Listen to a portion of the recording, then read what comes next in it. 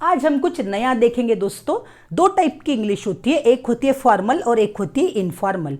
Informal English हम हमारे day to day life में यूज करते हैं और फॉर्मल इंग्लिश वो होती है जो हम न्यूज़ में सुनते हैं, कमेंट्री में सुनते हैं या कोई ऑफिशियल डॉक्यूमेंट्स पे हम देखते हैं। तो वही फॉर्मल इंग्लिश को अभी हम सीखेंगे रिसेंट न्यूज़ के साथ। अभी आपको पता होगा दोस्तों, कैलिफोर्निया में जो आग भड़क उठी है उसके बारे में जो न्यूज़ आ रही है उसी को आज मैं यहाँ ट्रांसलेट करके आपको बताऊंगी। लेकिन ये सिर्फ ट्रांसलेशन ही नहीं होगा, तो इसके साथ आप ग्रामर भी सीखोगे। और ग्रामर में आप क्या क्या सीखोगे? टेंसेस, उसके बाद आप देखोगे डिग्री ऑफ कंपैरिजन, इसी के साथ साथ आप वोकैबुलरी के कुछ नए वर्ड्स भी सीखोगे। तो देखते हैं इसे। The fire erupted on Tuesday and continued by high winds। तो यहां पर erupted और continued ये सिंपल पास्ट टेंस में कहा गया सेंटेंस है। यहां पर कहा गया है कि erupted का मतलब होता है भड़क उठी, erupt भड़कना। तो मंगलवार को आग भड़क उठी और वो कंटिन्यूड रही, किस वजह से? बाय हाई विंड्स, तेज हवाओं की वजह से वो कंटिन्यू भड़कती रही। At least 10 people have been killed, कम से कम 10 लोग इसमें मारे गए। अब देखिए गाइस, हैव बीन किल्ड मतलब ये पैसिव वॉइस लिया है। पैसिव वॉइस में हमेशा has, have plus been plus V3 को लिया जाता है। और ये टेंस हम कब यूज करते हैं गाइस? जब हमें डूअर को इंपॉर्टेंस नहीं देना होता है। यहां आग ने ही मारा है वो लोगों को, लेकिन यहां मैं आग इस वर्ड को, फायर इस वर्ड को बार बार यूज नहीं करना चाहती, क्योंकि मुझे इंपॉर्टेंस वो 10 लोगों को देना है। तो सेंटेंस मेरा स्टार्ट होगा 10 people have been killed by fire. तो बाय फायर आप नहीं भी बार बार कहते हो, तो अगर मैंने पहले आपको रेफरेंस दे दिया है तो आप समझ जाओगे। तो इस टाइप के सेंटेंसेस हमें यूज करना है। अगर मुझे सिंपल वे में कहना होता तो मैं कहती थी the fire has killed 10 people. The fire has killed at least 10 people.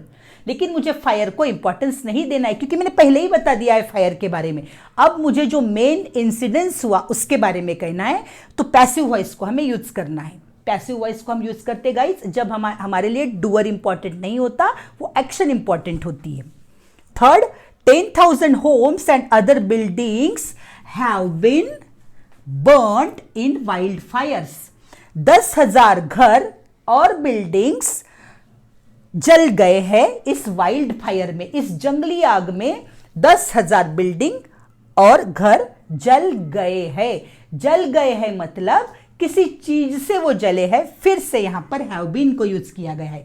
और गाइस, हैव बीन कब लेना है? जब प्लूरल दिखाई देता है आपको। बिल्डिंग से प्लूरल है तो हैव बीन। अगर एक ही बिल्डिंग होती तो हम यहां पर लेते थे has been. Nearly 180,000 residents in different neighborhoods of Los Angeles city have been ordered to evacuate। यहां पर आपको इस वोकैबुलरी को सीखना है। Resident, neighbourhood, evacuate. तो पहले इसे देखते हैं। रेसिडेंट्स मतलब रहने वाले लोग।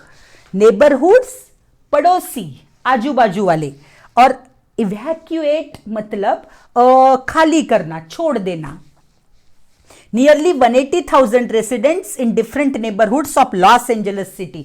लॉस एंजलिस सिटी के आजू बाजू में जो 180,000 घर है या 180,000 रहने वाले लोग हैं, उन्हें ऑर्डर किया गया है कि वो वहां से निकल जाए, खाली कर दे। फिर से यहां पर हैव बीन को लिया है, have been plus V3, ordered, have been ordered. उन्हें कहा गया है। किसने कहा ये जरूरी नहीं है, वो एक्शन जरूरी है, इसलिए have been ordered. Investigators are still trying to find out the exact trigger for the worst firestorm. यहां पर हम वोकैबुलरी देखेंगे। Investigator, trigger, fire storm.